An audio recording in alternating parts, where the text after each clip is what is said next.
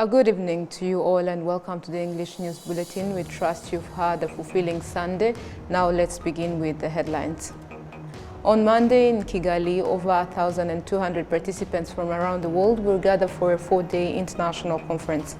Rwandans and foreigners participating in the Kigali International Marathon appreciate the city's cleanliness and safety.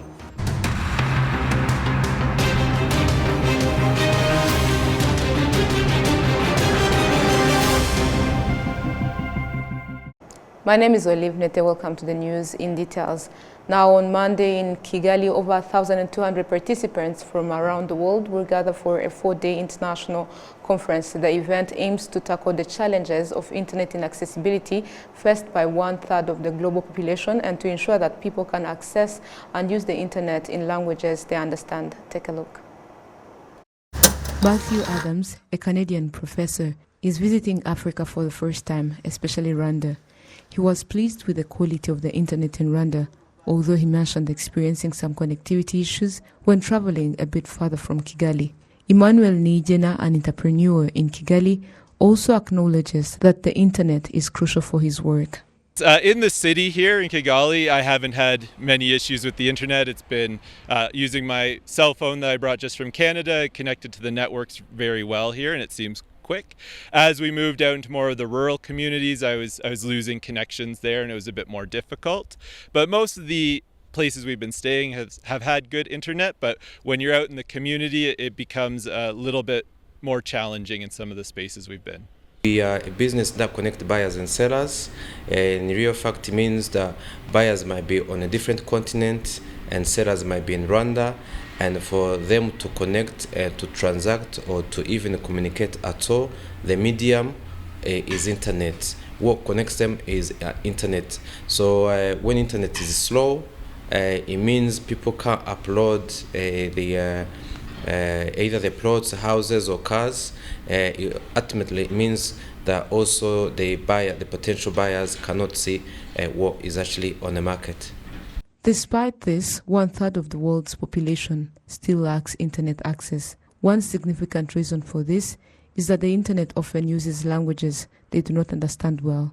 Sally Costerton, CEO of Internet Corporation for Assigned Names and Numbers, ICANN, an organization established 25 years ago, stated that in this 80th conference, participants will collaboratively examine the challenges that prevent such a large portion of the world's population from accessing the internet. One of the challenges is 1/3 of the world is not online, and some of that is because of language. Since the internet was created, people like me who speak English and use Latin scripts have benefited disproportionately. But we are working very hard at ICANN to produce different languages and different scripts. We now have about 150 top-level domains that are international. So they will accept different scripts. About 26 scripts now, apart from English, are usable. So that means that people who don't speak English they can speak in their own language and use their own keyboard. But we are not there yet. So that's one of the biggest challenges, is how do we make sure that the technical systems, they're interoperable, that we can use those, that users can access the internet wherever they live and whatever language they speak.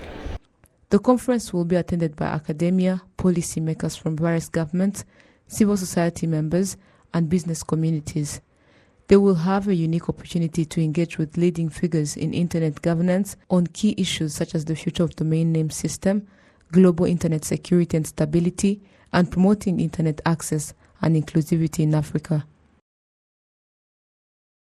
To more news, Rwandans and foreigners participating in the Kigali International Marathon appreciate the city's cleanliness and safety. They echoed this on Sunday during the 2024 Kigali Peace Marathon, which marked its 19th edition. Take a look. The Kigali International Peace Marathon features 3 stages: the full marathon with 42.195 kilometers, the half marathon with 21.098 kilometers, and the Run for Peace, which has 10 kilometers for recreational runners. The Kenyan Korir Laban won the men's full marathon. He praises how the race was prepared. Generally, the race was good. Despite the challenges of the weather and the tough up and down, generally the race is very good. Rwandans who participated in these races acknowledge that although no one has won a gold medal yet, their goal is to achieve this in the near future. I am thrilled by the progress I've made, considering the effort and preparation I've put into it. Although I didn't secure the first or second place, it was within the reach, and it remains my goal to work even harder and train more diligently. I'm confident that I can achieve victory next time, especially considering that those who preceded me didn't win by a large margin.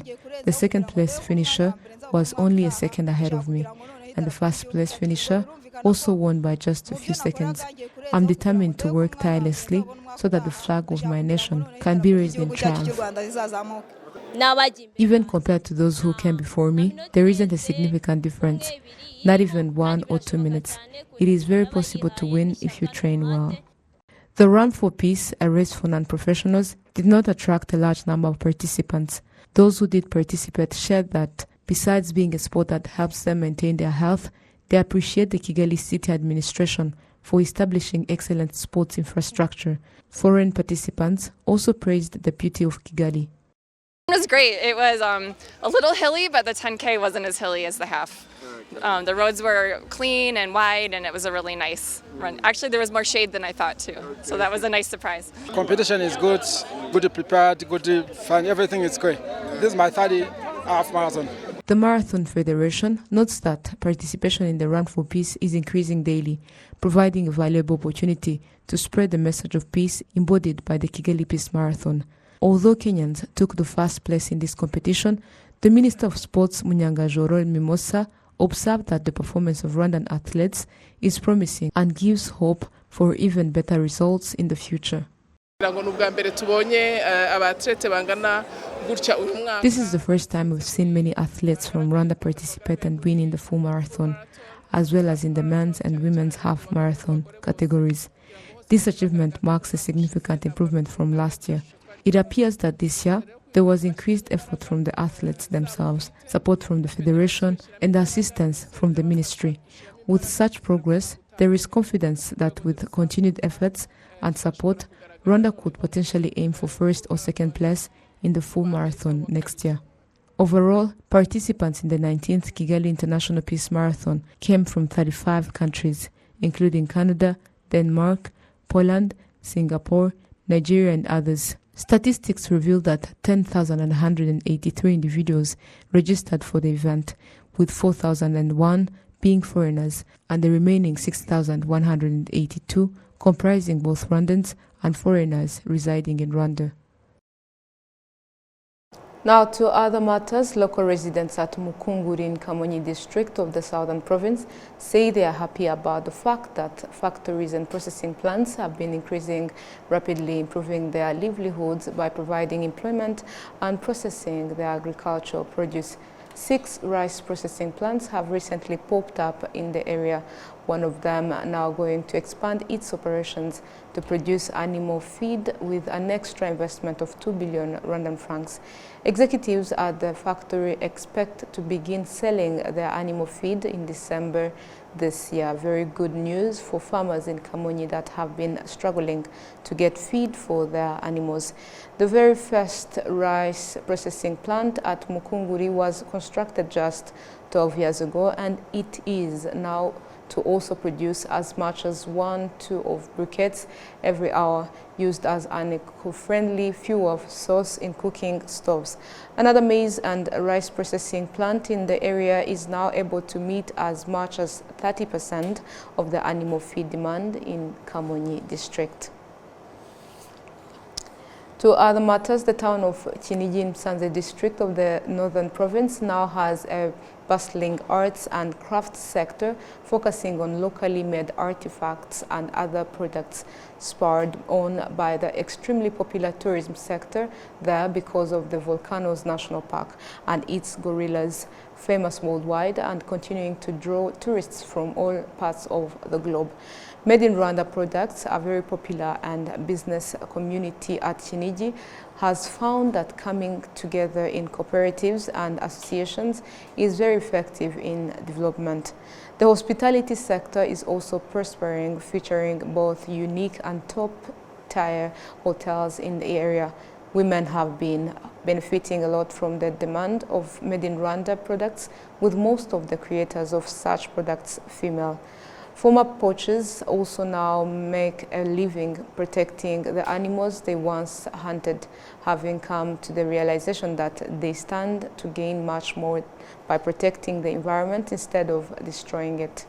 Tourism revenue from Kinigi and the Volcanoes National Park has continued to dominate as Rwanda's tourism sector continues to grow as a whole.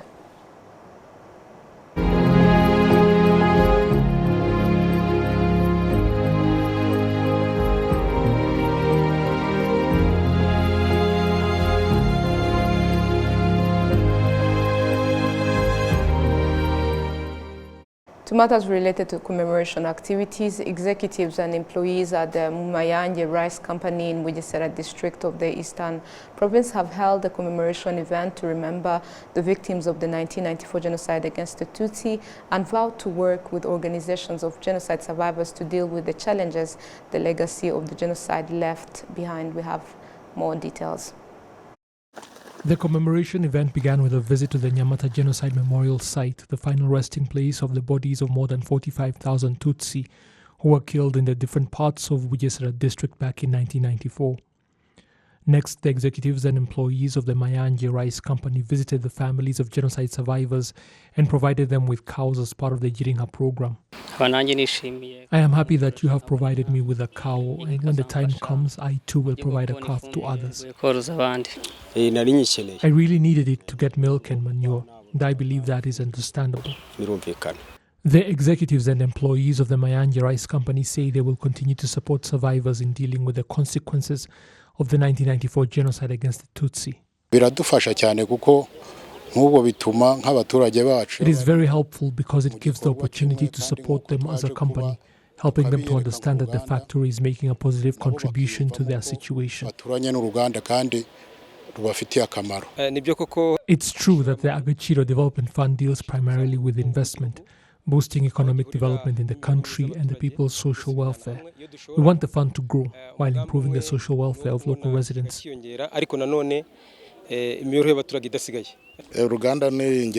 The factory is very important to Bugesera district because before its establishment, the rice processing done here was very primitive.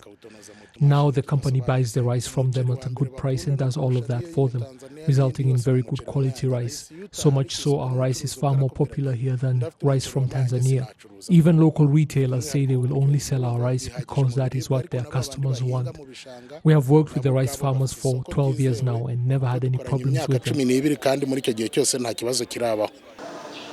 The Mayanje Rice Company was established back in 2012 by the government of Rwanda, which then sold 60% of the company's shares to Bugesera's local business community that manages it, with the government retaining 40% of its shares through the Agaciro Development Fund.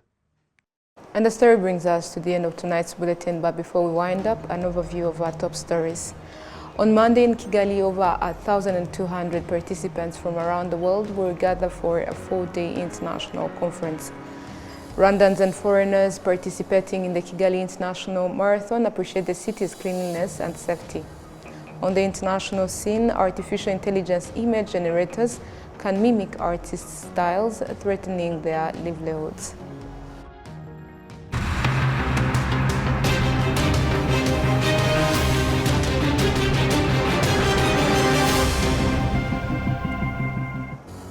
And on behalf of everyone who helped us prepare this for you, thank you for staying part of our news tonight. Thank you and have a fruitful week ahead.